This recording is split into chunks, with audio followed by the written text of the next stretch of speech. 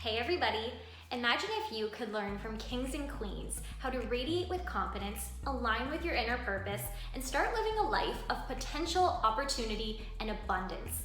On the Yes She Talks with Maria Gerlando talk show, I'm going to be inviting a leader in their industry to come on, share their hardships and obstacles with you, and more importantly, how they overcame these obstacles to step into the life of their dreams. We're going to be talking about self-care, morning and night routines, and everything in between to help you start to radiate and step into the life of your dreams too. If you want to learn how to build confidence, start living life alive and aligned with your inner purpose, and start aligning with your royal identity, then keep on watching. And trust me, we're not just talking about pageants here. Enjoy. Hello, everybody, and welcome to the Yes She Talks interview podcast talk show style series. I am your host, Maria Gerlando, and I have my good friend, Nathalie Begin, here with me. Nat and I don't even think we really met in a specific way, but all I can really say is we were sitting next to each other at a Women's Day conference, and the rest was history.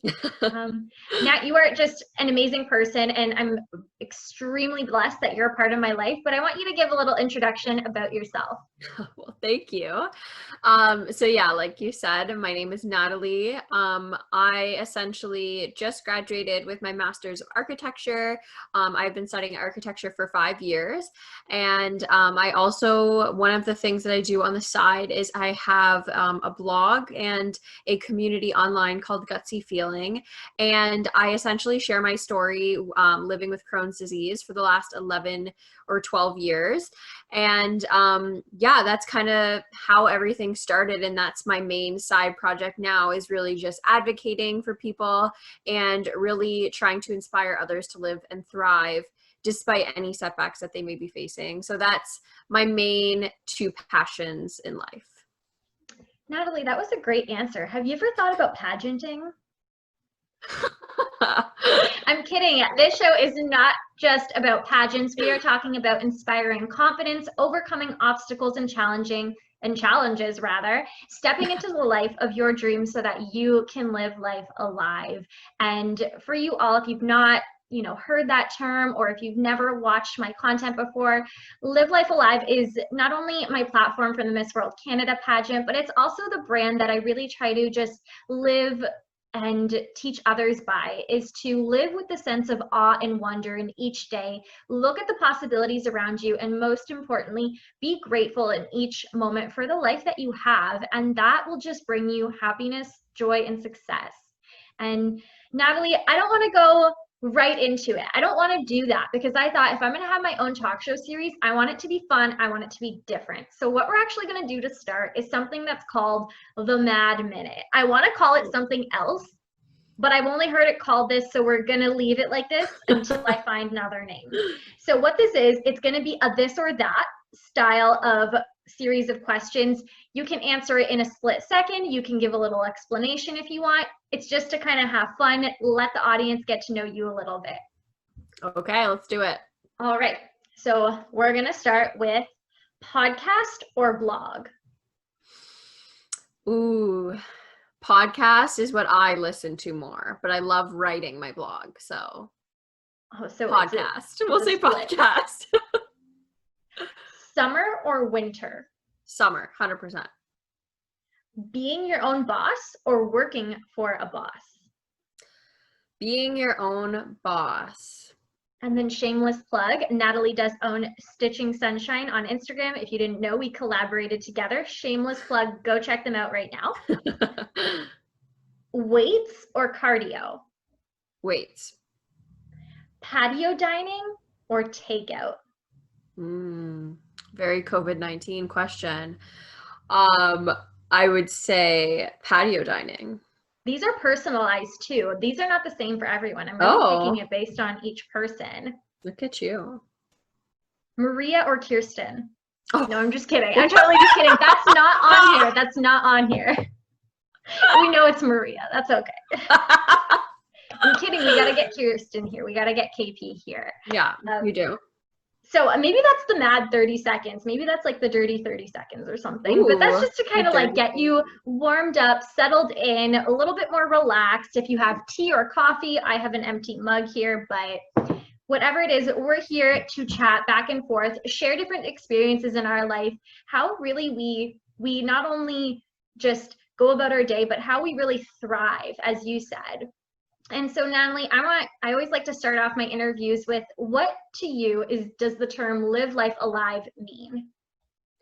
So for me, I would say that live life alive for me would be really along those lines of thriving. So making sure that I am living my best life by not necessarily being in like survival or habitual mode, but really making sure that I'm living with intention and doing things that serve me and serve others. That's one of the main reasons why I started the blog, is because I wanted to be able to serve others. So I think that being able to help others is really how I live life alive, and being able to like thrive and not just be on that autopilot. This is why I've really enjoyed, I wanted to have a diverse group of people that I was interviewing, because different things come up when you just kind of explain things with different words. So intention, living with intention. I don't know if that's a word I've used much throughout my other couple of interviews, but that's essentially what it is. It's living life each day, good or bad, circumstances all considered, but really focusing on, how do I want to be today? Who do I want to be today? And what am I going to do for myself, for others, for the earth?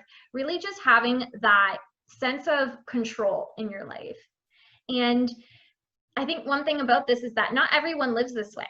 It's true. We don't always. And even there are days where I wake up and I want to go right back to bed. It's not like living life alive is just every day is rainbows and butterflies. There are hard days. But for you, at least, one thing that I've noticed throughout our entire friendship is that you have always just been very, I don't want to be so cheesy, but you've been so friendly and so kind. And I love using the term unspoken confidence about the women and men that I choose to bring on this podcast talk show interview series, is that you really do have an unspoken confidence about you. And I know that because it's difficult to make friends sometimes, especially for me. That's one thing I've noticed. But you and I have just always naturally clicked. Now, where do you think that natural unspoken confidence comes from within you? That's a great question. And I really appreciate our friendship. Just wanted to throw that out there.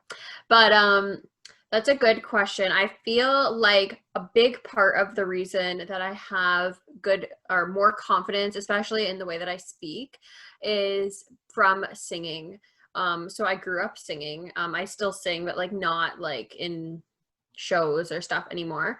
But I grew up singing. I started singing at like 7 and was like professionally trained until I was 18. So I think that was a huge part of it, being able to do shows and really like putting myself out there. I think that's where a lot of my confidence came.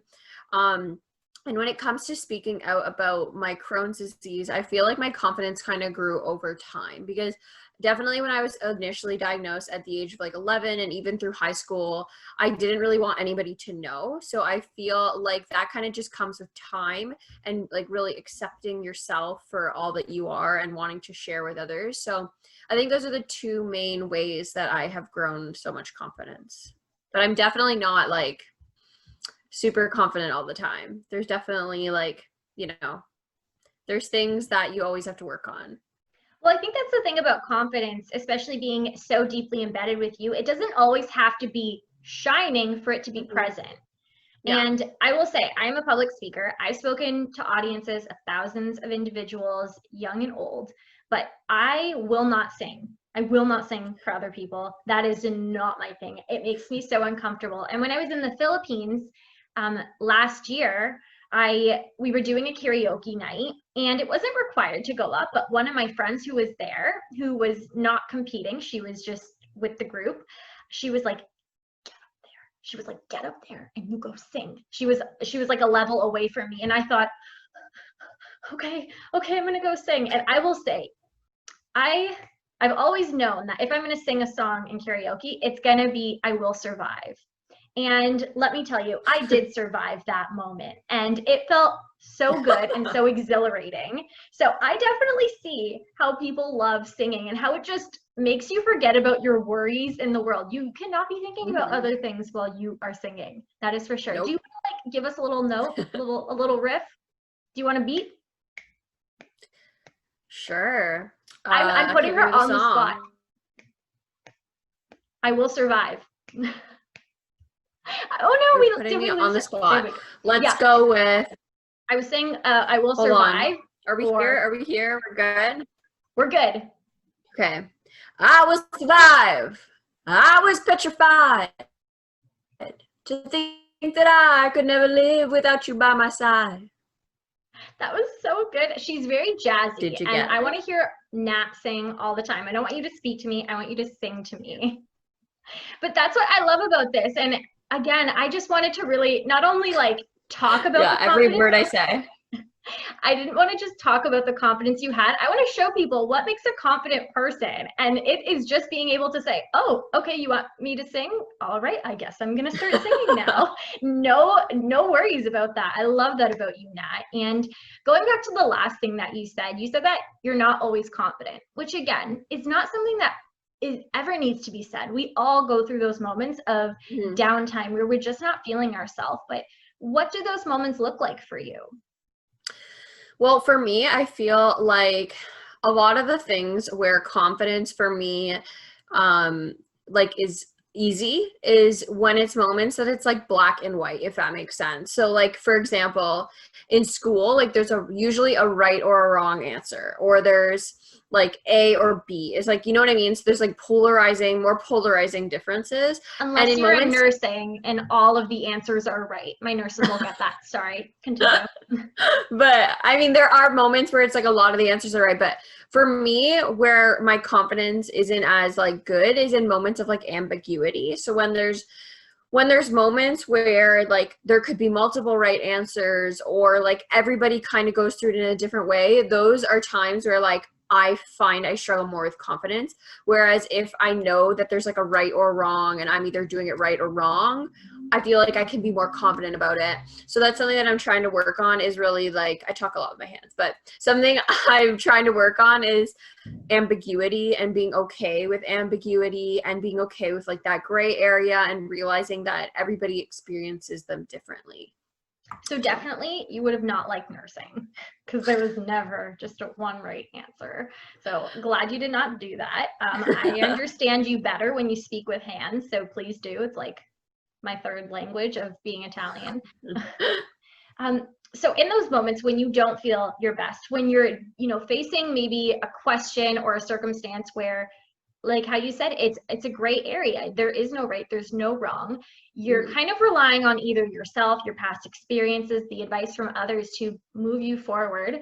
What does your mindset go like in that moment? And what kind of internal instincts or thought processes do you use to find your way and find your answer? That's a great question. I think it's something I'm still working on, and it's something that I have had to deal with a lot of like anxiety surrounding the concepts of like ambiguous topics.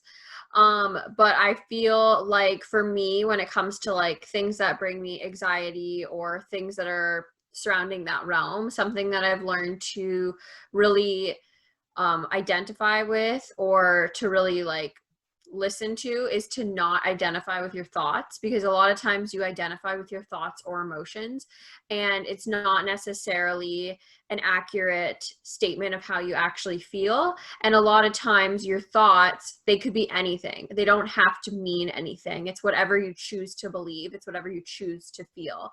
So I think the biggest thing for me is realizing that I always have the choice, and I always have like the power to make those choices, and that regardless of whatever I pick in the end, there is no real like wrong or right answer, if that makes sense, because it's going to happen the way it's supposed to happen. I think that's like the main thing. I guess just reminding myself of those like mindset switches, I think, is the most important thing for me in like overcoming those things. Yeah, and we as humans, our brain is always full of thoughts, especially I think it's more so now, the way our society is groomed to believe we always have to be busy, we always have to be doing something, there always has to be TV, the radio on in the background, and rarely are we ever just left alone to actually realize how are we actually feeling and what are we actually thinking. So that definitely probably skews our thought processes a little bit when it comes, you know, to those specific circumstances when, you know, you have to make a decision and you have to take a step back and think, okay, wait, what's going on? How do I feel? Let me check in with myself. Now, not everyone is able to, you know, kind of go through these circumstances so with a very open-minded, well-rounded perspective. Why do you think some people fail at living a life of confidence and structure and decision?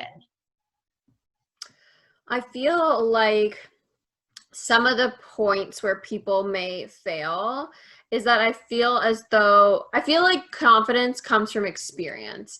And I feel as though a lot of times people don't have those experiences, whether that be just because they don't have those opportunities given to them based on like their life circumstances or whatever it may be. But there's also the aspect of people just not wanting to put themselves out there.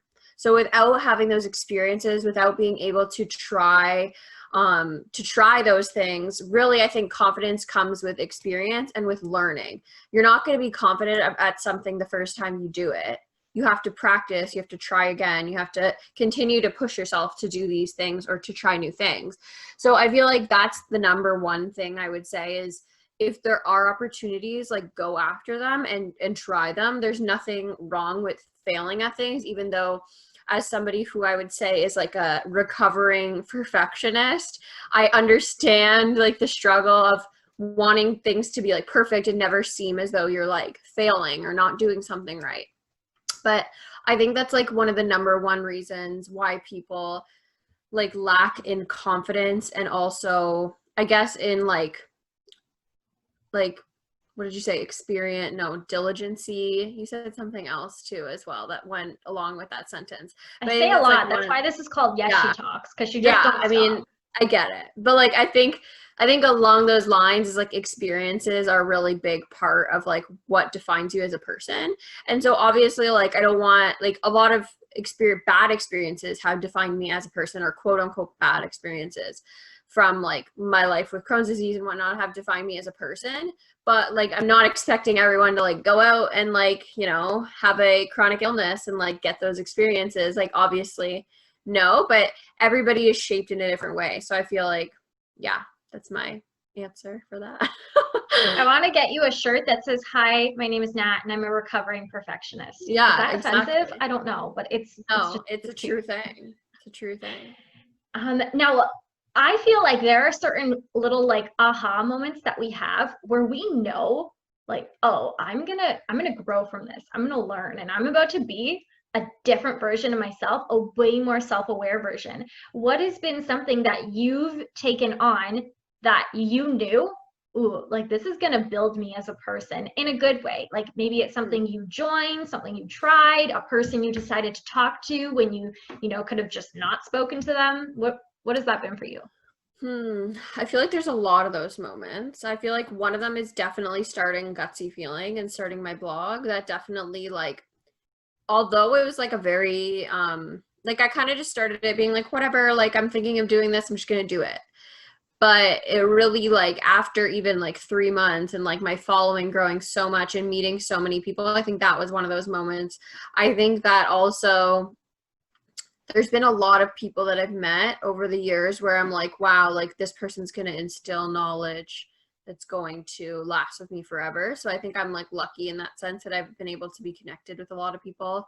But I feel like that is probably like the number one thing that I say kind of changed me as a person.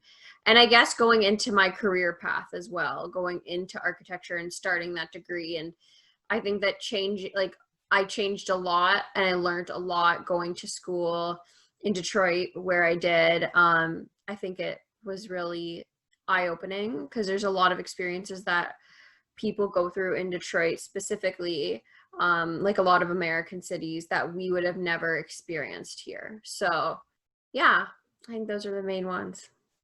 No, I love sharing that. And are you even really like a female boss babe if you don't have a blog? I feel like that's just the thing. Like you gotta have a blog to share whatever it is that you're doing in your life. It's true. And it's funny because I think about Maria, you know, when I was 18, just going into nursing, I knew nothing. I knew absolutely nothing. And that is like the main thing I'm grateful for nursing. Not that I learned this, you know, body of knowledge about health and medicine, but more so that it woke me up and it made me realize things going on in the world and things Yeah. going on in my body, in the places and communities around me. And it wasn't just about, you know, learning a certain profession or a certain career. It was really more about learning about myself and how I view these different circumstances around me, knowing the things I've learned and through the interactions I've had. And I wish I would have gone back and been able to say to myself at that moment, you know, when trying to pick a career or going through high school, worrying about God knows what, like, girl, wake up. Like, you don't even know life. Like, you don't even know what you don't know. And you got to live humbly, and you got to learn to just open your eyes and really take in and start to learn, because you do not know anything. And I want to know, what is one piece of advice you wish that you could give yourself when you were experiencing those moments of maybe, you know, lack, or maybe those moments of confusion? I feel like the number one piece of advice that I would give myself is like that it's all gonna be, I know it's really cheesy, but like that it's Go all for gonna it. be fine. It's Go for like, it. it is Hmm. cheesy to say, but it's like, and I've kind of always known that, like it's all gonna be fine, it's all gonna work out the way it is. I guess another thing, like a piece of advice, and I know this is like a cliche like quote that you can see online, but like worrying does nothing but ruin, worrying doesn't change tomorrow, it only ruins today. It's like, I think that's something along those lines of that quote, but I feel like that is like totally like relevant. And I feel like one of the things too now is I try not to worry about something if I don't have facts on it. Like a lot of times I'm faced with a lot of decisions, and if I don't have the full amount of information on that, I'm not going to worry about making that decision, because I'm not going to make that decision until I'm informed with that information. Because there's no point in like coming up with a million ideas that may or may not happen. Most of the time they won't. But I think that that's kind of like the number one piece of advice I would say, is to just like worry less and like live in the moment more. Yeah, and I'll say about, you know, how you said, oh, this is such a cheesy quote. It's because we've heard it so many times, and because we've seen it in so many different ways, that we are, you know, it's almost like it's so overused to us. Speaking about, you know, the quotes that you hear so much that sound cheesy, I do feel that too. I think that too. But I remember that there was a point in time where I heard those quotes and that quote for the first time, and it hit me. I didn't just read it, I realized it. And now it's fun when I hear other people around me hear those same quotes that I used to kind of recite to myself or look at or save as my phone like background. And I hear them say, wow, Maria, like, did you see this? Like, this is so impactful. And I think, you know what? That's what it's there for. And like, I'll always kind of cherish that moment when I had that realization, even though to me, I'm like, oh, cringe. Like, I've heard these words so much, and you know, it's so common sense. But realistically, like, common sense is only when it's common and when you've heard it and when you know the information. Um, so yeah, I think that's totally okay to say, because there's going to be someone hopefully watching this that says, all right, I'm not going to worry so much about the things I can't control. And Amen. absolutely. And what is something that you would say to whoever is watching, wherever they are in the world? What is something that you would say to them so that they can start living life with confidence and living life alive? It can be a daily practice, it can be a mindset, a word. What is that wisdom you want to impart to the viewers?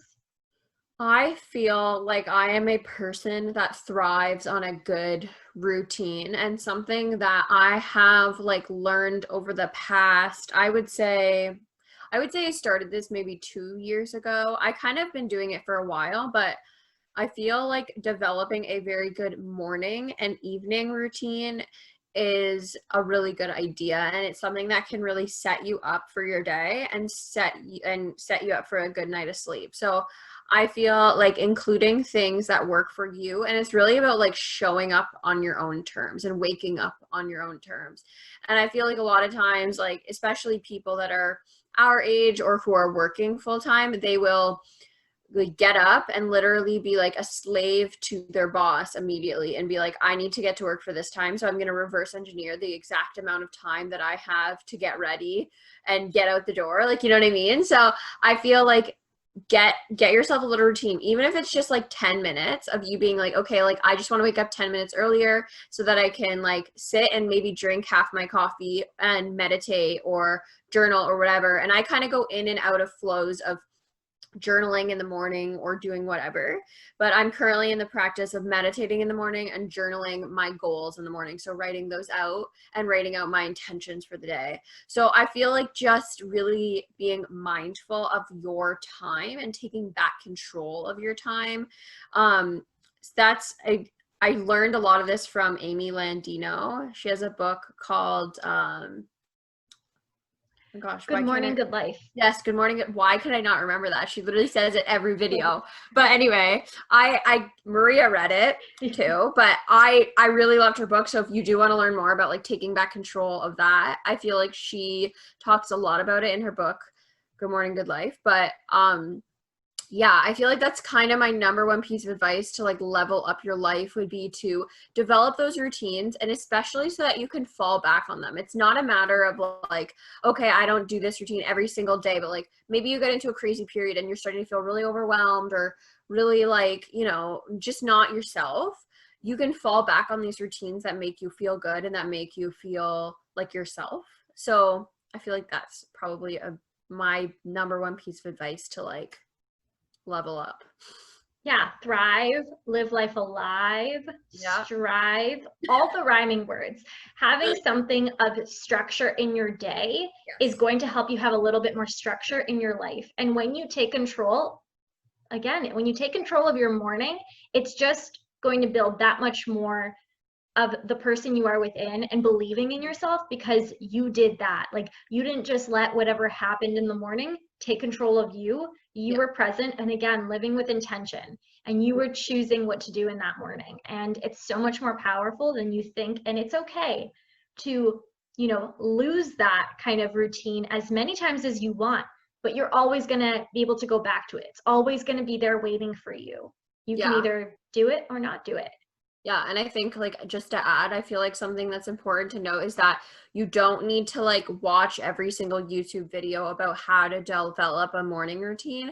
I think it's more about like just adding things in that make you feel good. And again, like those things will probably change throughout the seasons of your life. And another thing is like you don't need to wake up at 5 a.m. to have an effective morning routine. Like you can get up at whatever time suits you and allows you to have that extra time for yourself. And something that I've made the switch of doing is like thinking of that as self-care, because I feel like a lot of times we think like self-care has to be like a bubble bath or like whatever, like, but it can be those little moments throughout your day that you're taking intention and time, like you said.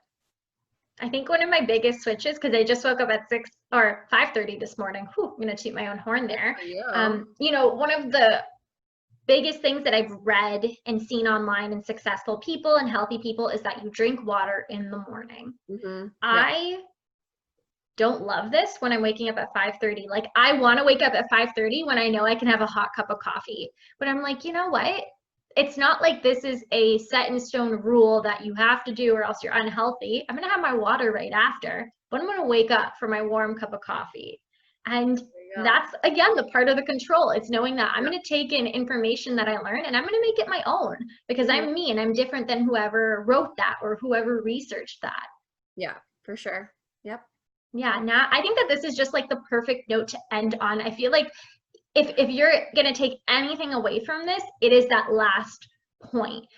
Watch it over again, rewind, and really take in what she said, because there's a reason why we are friends and why we vibe so well together. It's because we're like-minded people and we do consistent things that, you know, build habit, they build routine, and more importantly, they build confidence in who we are. and trust us. Like, if we can do it, you can do it too. Yeah. Yeah. And I think like one final thing to end on in that is that I think like you have to remember to like Maria, I'm sure you don't want to get up at 5:30. Like, I'm sure that you, not every day you're like super amped to get up at that time, but it's about like discipline versus what's it called? Discipline versus default. So like you have to remember, and I think we've talked about this before, but like remembering like when is it a good time to fall into default and when is it a good time to have that discipline. And yes, like maybe there are some days like, okay, you get up and like you're completely exhausted and you just need to sleep a little longer. That's totally fine. But I think it's remembering to like try to use discipline more often than just falling into like default or like falling into bad habits. So that's my last piece, I promise. And one more thing. No, I'm just kidding. No, but seriously, that's true. You got to listen to yourself too. Like, when I was working a lot through the COVID pandemic, when it hit my nursing home, I needed to eat everything, and it had to be nothing healthy. It had to be chocolate. It had to be something with chocolate, and I had to sleep. I could not force my body to wake up. I was like, and I just knew, I'm like, I'm going through something. The world is going through something. This will pass, but I just have to like trust my body right now because it's in this like panic state and it needs to eat and it needs to sleep, and I'll get back to it when this time passes. And lo and behold, 5:30 came this morning. Could I have turned off my alarm? Yeah, but you know what? Today I chose to be disciplined and I chose my goals. Yeah. And it's always going to be more rewarding when I know it's not at, compared to a state of default. If I needed the sleep, I would have gotten it. But I was more than okay to wake up early and do that. Not that you guys have to wake up early. We're just saying. 9 a.m. day can be just as productive. Yeah. Just saying. People are like, okay, off, not waking up at 5:30. No, Nat, thank you so much for coming on here today. We kind of had a little bit of technical difficulties, as to be expected, but I'm still glad that we were able to come here, shoot some wisdom, back and forth, really just showcase. And I feel like we really only scraped the surface. Like, we could talk for hours about these things because we do, like we have before. Yeah. And there's just so much more to you and to who you're becoming as, a woman each day, each year. And if other people want to, kind of follow your journey, watch or read or listen to your blog in whatever form it's going to be in, where can they find you at? Sure. So you can find me on Instagram, Facebook at Gutsy Feeling. And you can read my blog, gutsyfeeling.com. And I also have, like Maria said, a shop called Stitching Sunshine, and the handle on Instagram and Facebook is Shop Stitching Sunshine. So I share sustainable products on there, but mainly my Gutsy Feeling account is just sharing my life with Crohn's disease, but also just my life in general. And I kind of share a lot on like self-care topics and motivation and stuff like that. So if you want to head over there and see me there, that would be awesome. And y'all will go watch, follow, like, click, buy, everything that it is, because we should all be really sacred about the space we have around us. And I keep my good friends real close. And that's why you're in my circle. And I love having you with me. I've loved having you by my side, by my virtual side, out throughout this talk show and throughout this just interview episode. I hope that we were able to impart so much wisdom to our viewers, wherever you are, whoever you are. Just remember, again, confidence, what did we say? It's not always going to be black and white. It's also built in those moments of gray area. Really try and find a little bit of structure in your morning, in your night, those types of things, and always surround yourself with positive, healthy, like-minded people, and you can live life alive too. It's been a joy and a pleasure, Nat. Thanks everyone for watching, and I hope to see you in the next video. Thank you.